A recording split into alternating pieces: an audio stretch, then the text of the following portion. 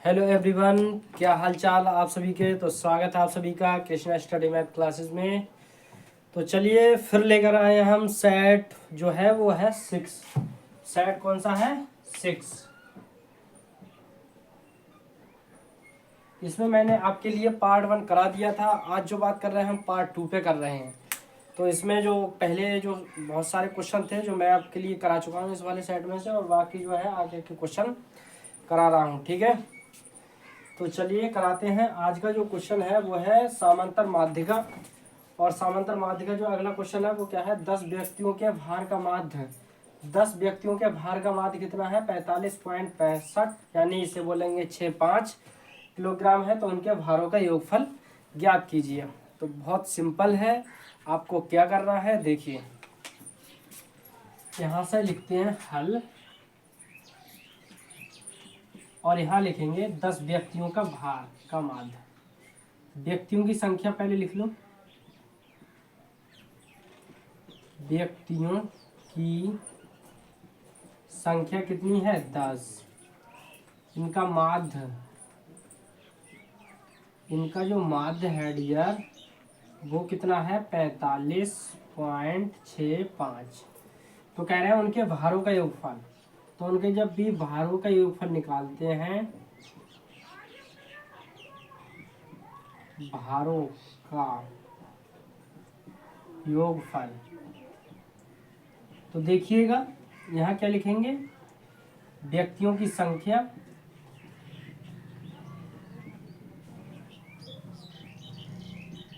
गुणे माध्य। व्यक्तियों की संख्या कितनी है? 10।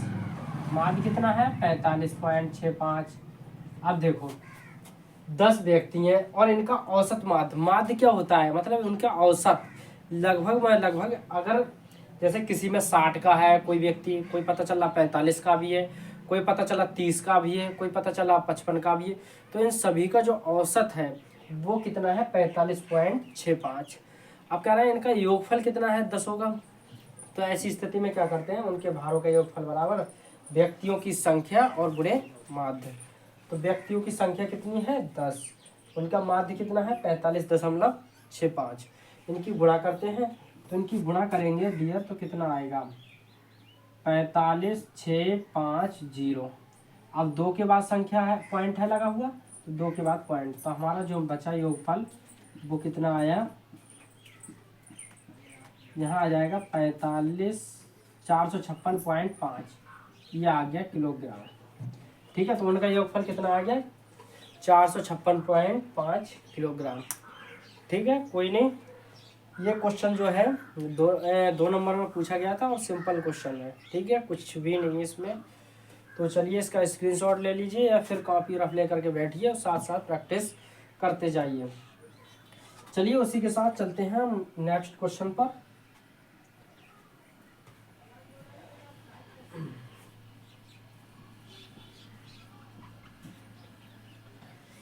मगर आप में क्या है, बच्चे मैं देख रहा हूँ वीडियो को देखते भी हैं, पसंद भी करते हैं, पर उसे लाइक बहुत कम देते हैं क्योंकि इसका जो वॉच टाइम है वो तो बहुत आगे जा रहा है वीडियो का। लेकिन आप पूरा फुल वीडियो देखते हैं और फिर उसके बाद बस हो गया काम। पर ये नहीं देखते मतलब कितनी मेहनत लग रही है वीडियो में। तो लाइक करें, कोई भी प्रॉब्लम हो रही कमेंट्स करें। और वॉच टाइम पूरा जा रहा है वीडियो का। जो 100 लोग देख रहे हैं, जो भी लोग देख रहे हैं, उनका वॉच टाइम पूरा 2-2, 3-3, 4-4 घंटे, 5-5 घंटे वीडियो चल रही है एक ही। तो क्या आप नहीं देख रहे हो? तो कोई बिगड़ देखे थोड़ा ही नहीं चल रहा है तो इसका वॉच टाइम, तो आप लाइक क्यों नहीं करते हो भैया? तो चलते हैं इसी के साथ नेक्स्ट क्वेश्चन पर।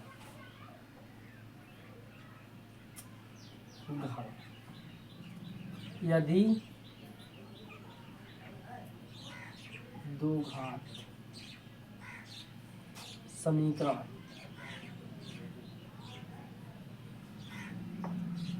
2x² minus 5x plus k equal to 0 कह रहा है कि मूल बराबर हो। देखिए हर एक साइड में ये पूछा गया है क्वेश्चन, मूल बराबर हो।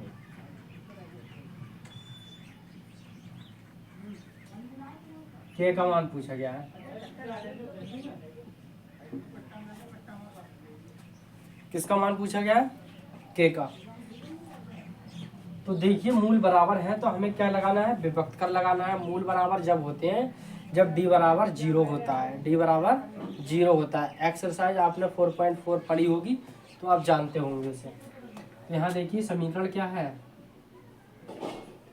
2x² माइनस 5x प्लस के इक्वल टू 0। यहाँ से a b c के मान निकाल लेते हैं। a बराबर कितना है 2, कॉमा b बराबर कितना है -5, कॉमा c बराबर क्या है k। जब मूल बराबर हों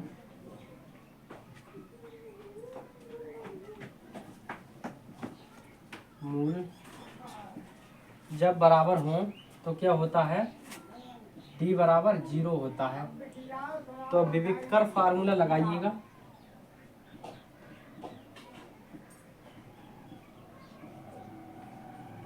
का फार्मूला होता है b² माइनस 4ac, d इधर लिख देते हैं। तो यहाँ आ जाएगा b² माइनस 4ac बराबर 0। तो रखिए इसमें वैल्यू।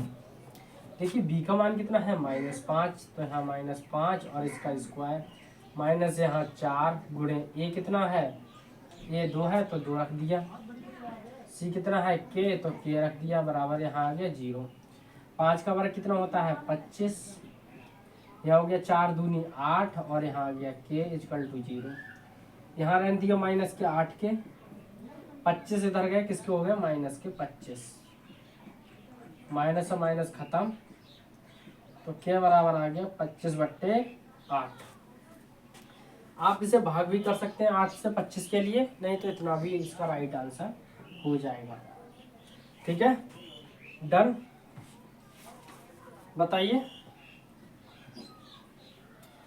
कैसा लगा क्वेश्चन 2 का घ।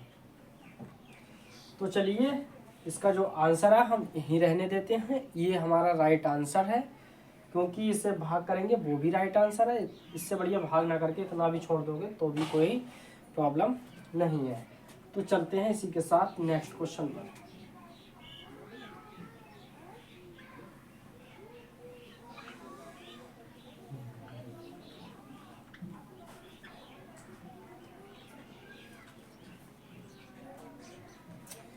देखो अगला जो क्वेश्चन है वो काफी बार पूछा गया है। ये तो मैंने शायद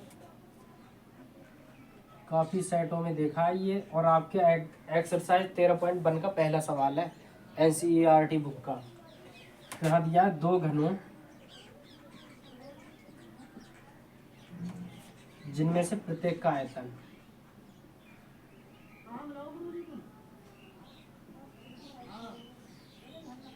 प्रत्येक का आयतन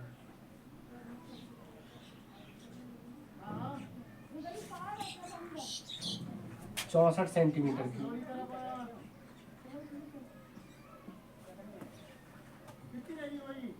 तो कह रहा है संलग्न फलकों को मिलाकर एक घनाभ बनाया जाता है। मतलब 2 घन है उन्हें आपस में मिलाकर एक घनाभ बनाया जाता है। तो इस प्राप्त घनाभ का पृष्ठीय क्षेत्रफल ज्ञात कीजिए। तो हमें क्या करना है, घनाभ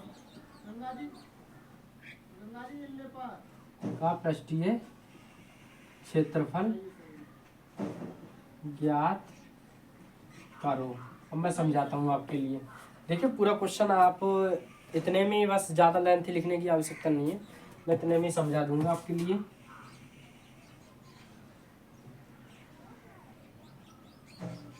ये 2 हैं घन,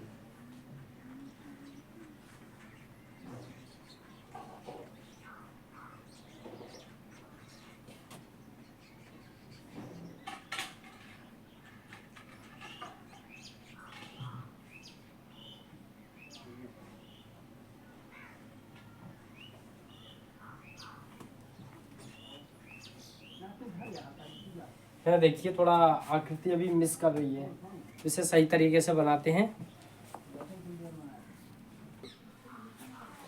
देखिए तो हमने क्या है 2 घन आपस में मिला लिए, ठीक है। तो इन दोनों को घनों को मिला करके हमारी जो आकृति बन गई वो एक घनाभ आकार की बन गई। घनाभ आकार में क्या होता है इसकी जो लंबाई होती है वो चेंज होती है। इसकी लंबाई क्या होती है, चेंज होती है। बाकी जो ऊंचाई है बाकी वो सेम रहती है, ठीक है।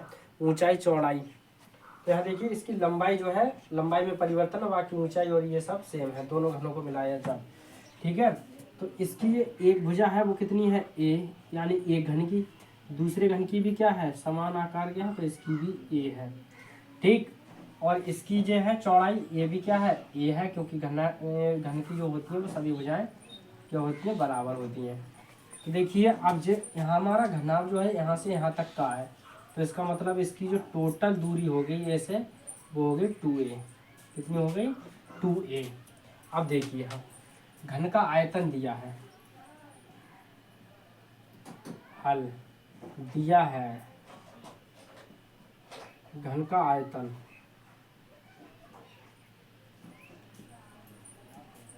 घन का आयतन कितना दिया है, 64। घन का आयतन क्या होता है, a का क्यूब। तो जो 64 है वो 64 देखिए किसका घन है, 64 किसका घन है बताइए, 64 4 का घन है। 4 की गुणा 3 बार करेंगे तो आप 64 आएगा, 4 चौक 16 चौका 64।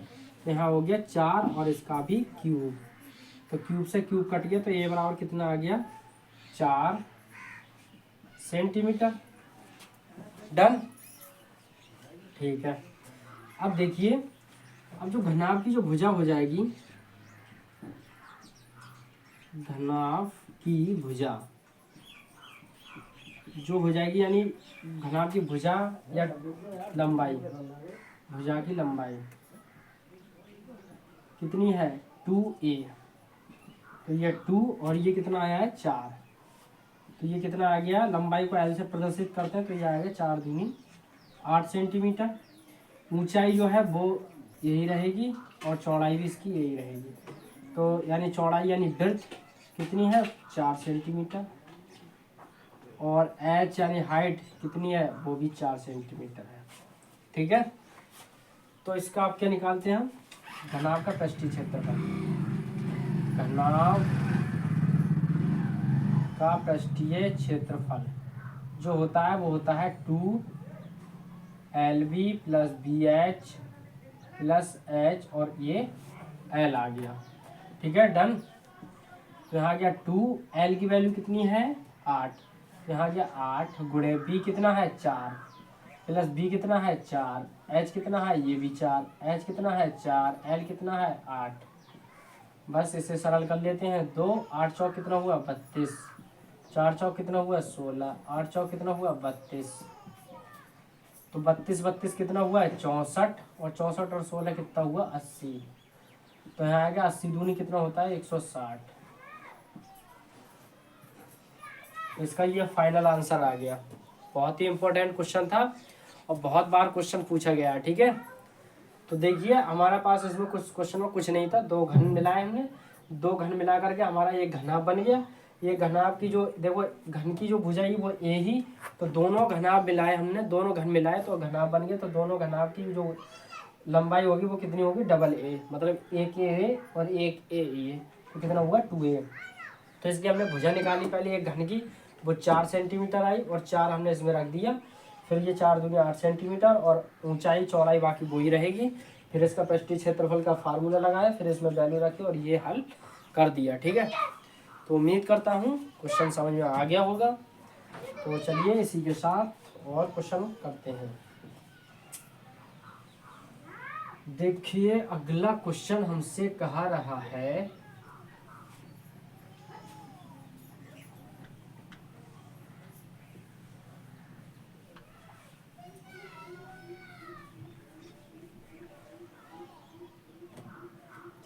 अगला क्वेश्चन कह रहा है माध्यक ज्ञात कीजिए। खा नंबर में है, निम्न सारणी से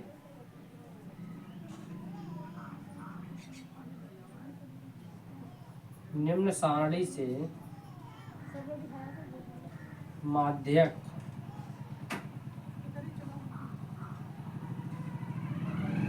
ज्ञात कीजिए।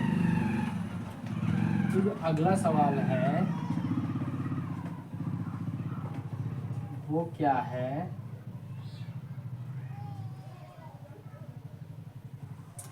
इसमें हमें 3 खाने बनाने होते हैं माध्यक वाले में। ध्यान रखिएगा 3 खाने बनाने होते हैं, 3 1 2 3। दो तो हमें बने बनाए हैं, एक हमें बनाना होता है इसमें वर्ग, और यहाँ आ गया अंतराल। दूसरा वाला जो है वो है बारंबारता, और यहाँ हमें क्या निकालना है इसमें CF, बस ये एक्स्ट्रा है। तो इसके नंबर लिखिएगा 0 से 10, 10 से 20, 20 से 30, 30 से 40, 40 से 50, 50 से 60,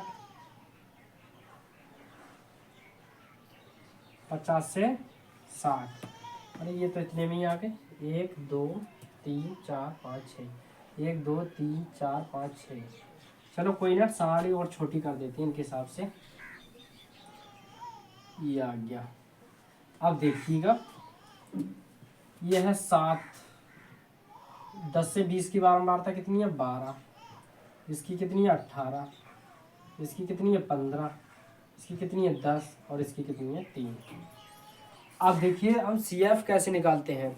CF डियर ऐसे निकालते हैं, 7 को 7 ही रहने दिया, 7 को हमने 7 ही रहने दिया।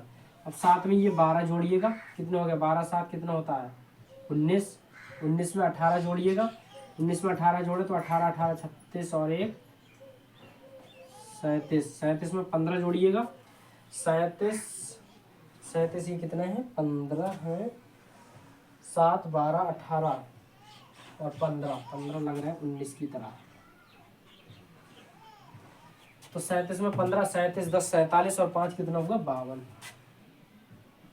52 और 10 कितना हुआ 62, 62 और 3 कितना हुआ 65।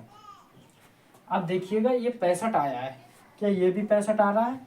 तो हम हमारा सवाल जो है वो सही हो रहा है कुल मिला के। तो देखिए 12 7 होते हैं 19, 19 18 होते हैं 19 और 18 37, 37 और 15, 37 और 10 52, ठीक है 52 10 62 3 65, बिल्कुल राइट।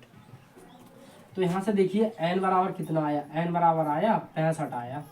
तो इसमें n/2, n/2 कितना आएगा 65/2, 2 से इसे भाग कर देते हैं 65 के लिए, 2 1 2, 2 3 6, 2 दूनी 4, 5 में का 1 बचा, पॉइंट लगा लिए, 10 हो गए, 2 पंजे 10। तो जो n/2 की वैल्यू आई वो कितनी आई 32.5। अब देखिए यहाँ से f की भी आवश्यकता होती है हमें। तो f इसमें कौन सा है, देखो सबसे बड़ी बारंबारता इसमें किसकी है, आप बोलोगे 18 है, तो जी बिल्कुल 18 है, तो यहाँ पे हो गया 18। अब देखिए 18 के सीध आए इस लाइन में, इससे जो एक ऊपर वाला जो पद है वो हमारा CF हो गया। तो क्या हो गया CF कितना हो गया 19 हो गया। अब जो यहाँ F हो गया और जो हो गया CF। अब 18 वाली लाइन में आए यहाँ। अब देखिए एक है उच्च सीमा और एक है निम्न सीमा। निम्न सीमा उसे कहते हैं जो मतलब छोटी होती है, और उच्च सीमा उसे जो मतलब बड़ी होती है। तो यहाँ से 20 से 30 है, तो 20 छोटी है, तो इसका मतलब जो इसमें मतलब L है वो आ जाएगा 20, और जो H है, H क्या होता है इनके बीच का डिफरेंस। इस सीरीज में जो डिफरेंस चल रहा है वो कितने का चल रहा है 10 का। बस हो गया, फार्मूला लगाओ, वैल्यू प्रोडक्ट करो और क्वेश्चन को सॉल्व करो। तो यहाँ से देखिएगा हमारा जो फार्मूला है उसका माध्यक का, तो यहाँ लगाओ माध्यक का जो फार्मूला है वो है L plus n/2 minus CF/F गुणे क्या आएगा H। ये आ गया फार्मूला। बस L कितना दिया है 20, n/2 कितना दिया है 32.5, CF कितना दिया है, CF दिया है 19, CF कितना दिया है 19, और F कितना दिया है 18, और H कितना दिया है, H दिया है 10, और यहाँ प्लस भी लगाना है, प्लस क्योंकि फार्मूला में प्लस, तो यहाँ भी क्या लगाएंगे प्लस। तो यहाँ देखिए 20 प्लस 32 में से 19 घटाइएगा, 32.5 19.0 क्या बचा 5, इधर से ले ली 2.5 12, 12 में से 9 गया कितना बचा 3, 2 में से 1 गया 1, तो कितना बच रहा है 13.5। तो यहाँ बचा 13.5, 18 गुणे 10। अब यहाँ देखिएगा 20 प्लस 13.5 की गुणा 10 से करेंगे तो पूरा 135 हो जाएगा, और यहाँ आ गया 18, क्योंकि 13.5 था, 13.5 की गुणा 10 से करते तो 1350 हो जाता है, एक के बाद पॉइंट है तो कितना रह गया, 135 ही रह गया। ये गुणा तो आप जानते हो करना, ठीक है। अब देखिए 18 से हम 135 से भाग कर लेते हैं, 18 से 135 के लिए 18 और 135, 18 सत्ते कितना होता है 126, 15 में से 6 गए 9 और पॉइंट लगा लिए 0, 18 पंजे कितना होता है 90। तो यानी इसे जो विभाजित करा तो कितना आया 20 प्लस 7.5। जब इसे हम जोड़ेंगे तो कितना आएगा 27.5। तो ये हमारा माध्यक आ गया, ठीक है। माध्यक कितना है 27.5, ठीक है। चलिए कैसा लगा क्वेश्चन, ठीक है। चलते हैं अगले क्वेश्चन पर, इसे इसे नोट कर लीजिए।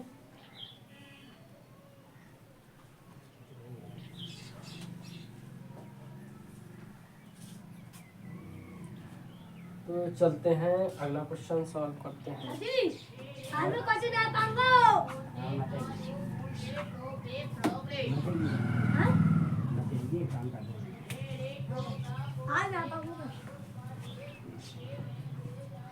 यहाँ है समीकरण x² माइनस 2x नहीं 7x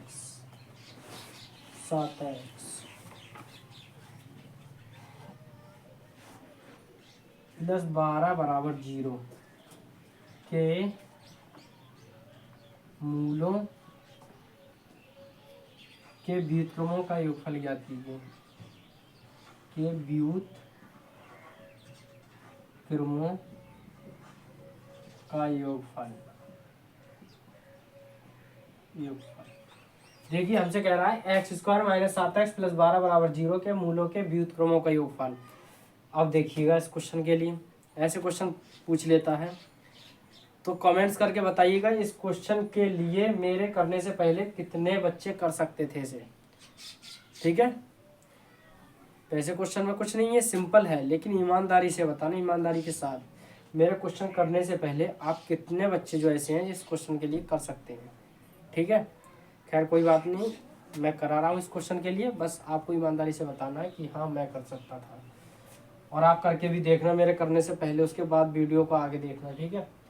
तो यहाँ देखिएगा x² माइनस 7x प्लस 12 बराबर 0। पहले इसके मूल निकाल लेते हैं, उसके बाद उनका उल्टा करेंगे, फिर उनको जोड़ेंगे, फिर हमारा उत्तर आएगा। तो देखिए ऐसे 12 हैं तो 12 के ऐसे फैक्टर करिएगा, गुणा करने पर 12 आना चाहिए और यहाँ प्लस का चिन्ह जोड़ने पे कितना आना चाहिए 7 आना चाहिए। तो ऐसे जो फैक्टर बनने हैं वो क्या बनना है 4 तियाँ 12, 4 और 3 कितना हुआ 7 हुआ। तो बस फैक्टर यही है, बस इसे करते हैं x² माइनस 7x की जगह कितना लिखना है 4 प्लस 3 और यहाँ x प्लस 12 इक्वल टू क्या होगा 0 हो गया। यहाँ से आ जाएगा x², 4 की गुणा x से करी कितना आएगा 4x, जब यहाँ माइनस अंदर वाला चिन्ह चेंज, 3 की गुणा x से कितना आया 3x प्लस के 12 इक्वल टू कितना आया 0 आ गया। अब दो के जोड़े बना लीजिए, इन दोनों में से हम क्या करते हैं x कॉमन ले लेते हैं, x कॉमन ले लिए तो यहाँ क्या बचा x माइनस 4। अब यहाँ माइनस देखो 3 के पहाड़ी में 12 आते हैं, जी बिल्कुल आते हैं, तो 3 भी कॉमन आ जाएगा और यहाँ आ जाएगा x, जब माइनस कॉमन तो अंदर वाले चिन्ह चेंज, 3 चौका 12 इक्वल टू 0। तो इन दोनों में कॉमन क्या है x माइनस 4, तो यहाँ x माइनस 4 आ गया, और दूसरा आ गया x माइनस 3, तो यहाँ आ गया x माइनस 3 बराबर क्या आ गया 0। तो x माइनस 4 बराबर 0, तो x बराबर माइनस 4 उधर गए, किसके हो गए प्लस के, और यहाँ x माइनस 3 बराबर 0, तो x बराबर क्या आ गया 3। अब देखिएगा दोनों मूल आ गए, इसे एक को अल्फा मान लो और इसे बीटा मान लो, तो इन दोनों के जो मूल आए निकल के वो कितने आए 4, 3। अब इनके व्युत्क्रम कर दो, ठीक है। x बराबर मान ली 4 है का व्युत्क्रम, व्युत्क्रम का मतलब होता है उल्टा, व्युत्क्रम का क्या होता है उल्टा। तो 4 है भी, व्युत्क्रम करेंगे तो कितना आ जाएगा 1/4। उसी प्रकार से x बराबर 3 है, इसका व्युत्क्रम करेंगे तो ये कितना आ जाएगा 1/3। तो मूलों, अब यहाँ से लिखो मूलों के व्युत्क्रमों का योगफल। तो मूलों का योगफल कितना हो जाएगा 1/4 प्लस 1/3। तो यहाँ आ जाएगा 3 एकम 3, 4 एकम 4, 4 3 12। तो 4 और 3 जोड़ लो 7 और यहाँ आ गया 12। तो इसका जो फाइनल आंसर आया वो कितना आया 7/12। ठीक है, डन। चलिए, तो आपका ये वाला क्वेश्चन तो हो गया फिनिश। चलते हैं इसी के साथ अगले क्वेश्चन पर।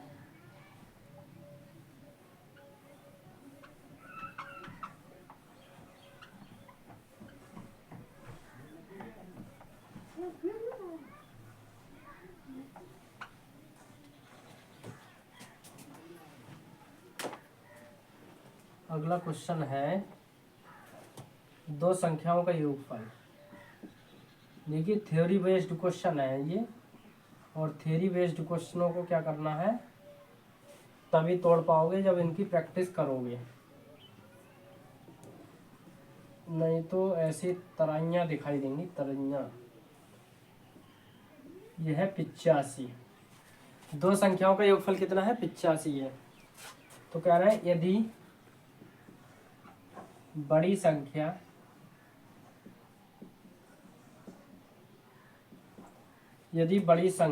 छोटी संख्या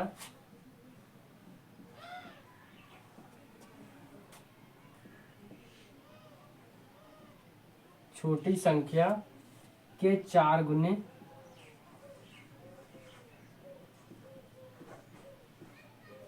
गुने से 5 अधिक है,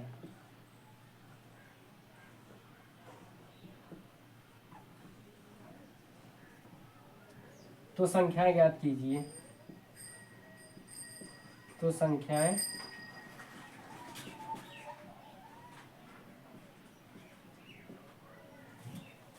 ज्ञात कीजिए। देखिए दो संख्याओं का योगफल, दो संख्याओं को जोड़ रहे हैं तो कितना आ रहा है 85। तो कह रहे हैं यदि बड़ी संख्या छोटी संख्या के 4 गुने से 5 अधिक है तो संख्या ज्ञात कीजिए। तो यहाँ से लिखते हैं हल। तो यहाँ लिखेंगे माना पहली संख्या, क्या मान लो x, तथा दूसरी संख्या क्या है, यानी कह रहे हैं यदि बड़ी संख्या छोटी संख्या के 4 गुने, तो चाहे पहली संख्या मानो चाहे छोटी संख्या करके मानो, बात वही है। ठीक है, तो कह रहे हैं बड़ी संख्या जो है वो छोटी संख्या के 4 गुने, तो x है, इसके 4 गुने से 5 अधिक है। ठीक है, बस हो गया। अब कह रहा है तो संख्या ज्ञात कीजिए। तो देखिए दो प्रश्नानुसार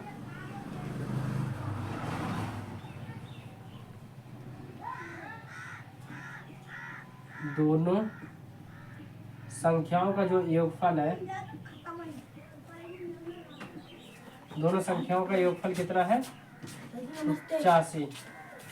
ठीक है, तो यहाँ पे क्या करना है आपके लिए, x और एक कितना है 4x प्लस 5, तो दोनों का योगफल कितना है 85। ठीक है, तो यहाँ से आगे 4x और x कितना हुआ 5x, और 5 को उधर ले गए, किसके हो गए माइनस के, तो प्लस के किसके हो गए माइनस के 5। तो यहाँ आ गया 5x, और यहाँ 85 में से 5 गया, कितना बचा 80। तो x बराबर ये 5 की किसमें जाएंगे बटे में, तो 5 से ये डिवाइड कर दो, 5 एकम 5, 5 एकम 5 कितने बचे 3, 5 छक्का 30। तो x बराबर कितना आ गया 16।